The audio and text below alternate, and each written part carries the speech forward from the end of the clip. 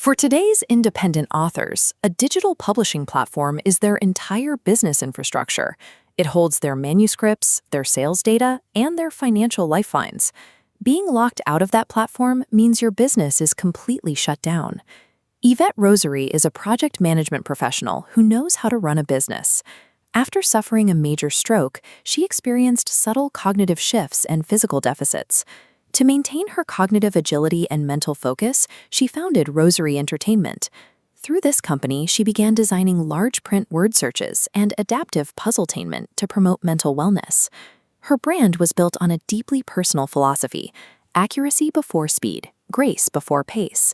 But when those post-stroke impairments met the strict technical requirements of modern digital security, that philosophy collided with an unyielding barrier.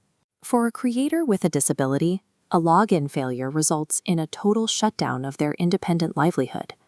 This diagram illustrates the specific barrier: mandatory two-step verification on Kindle Direct Publishing. When you log in, the system generates an alphanumeric code and gives you a strict 60 seconds to enter it.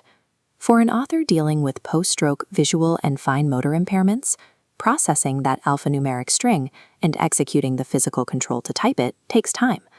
The timer expires, and the system rejects the attempt before the code can physically be entered. Because the login fails, Yvette is completely locked out of her KDP account. She cannot access her financial reports, review her royalty data, or use administrative tools. When digital security relies on rigid time limits without offering flexible alternatives, it ceases to be a safety measure. For disabled creators, it acts as a physical padlock on their own income. To regain access, Yvette submitted a formal legal and accommodation notice, filed under case number 20878305111, explicitly requesting a way to bypass the timed verification. Amazon's escalation team sent a formal dismissal. Your case has been closed. This systemic deflection loop maintains the exact same inaccessible security protocol. The automated loop instructed her to sign in with your Amazon account. Forcing her into the blocked system, it helpfully prompts, "Did I solve your problem?" Sending a locked-out author into a circular, self-service maze fails statutory requirements. Automated help portals do not function as reasonable accommodations when they force disabled users back into the exact security loops that blocked them in the first place. Under Title III of the Americans with Disabilities Act, places of public accommodation are legally required to provide equal access. Courts increasingly recognize digital storefronts and platforms under this definition.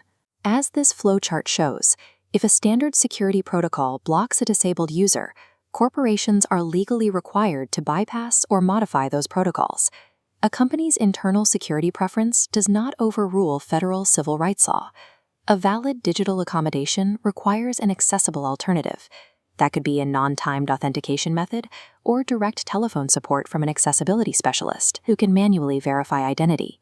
Large corporations often rely on automated systems to handle millions of users efficiently, but corporate scale does not exempt a platform from providing individualized human assistance to a disabled creator who needs it. The ADA functions as a mandatory circuit breaker. It legally forces rigid, automated corporate bureaucracies to stop, yield, and provide genuine human accessibility.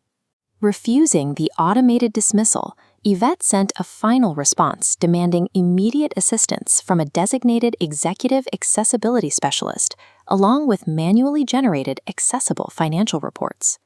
If the deadline passed without human contact, she outlined a clear regulatory escalation path, moving the dispute out of corporate customer service and into federal oversight. This includes formal filings with the U.S. Department of Justice Civil Rights Division, the federal agency responsible for investigating digital discrimination and ADA violations.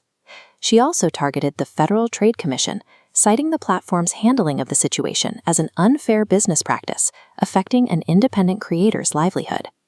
For independent creators facing highly automated platforms, an understanding of the ADA provides the necessary legal leverage to survive and force accountability.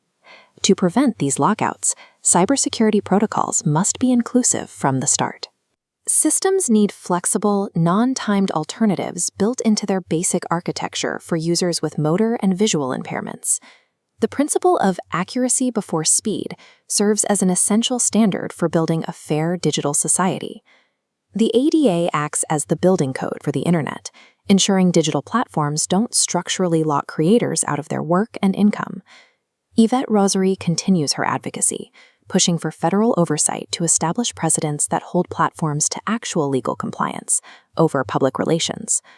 True digital equity means building systems that prioritize grace before pace, ensuring that no creator's livelihood is cut off by a countdown timer.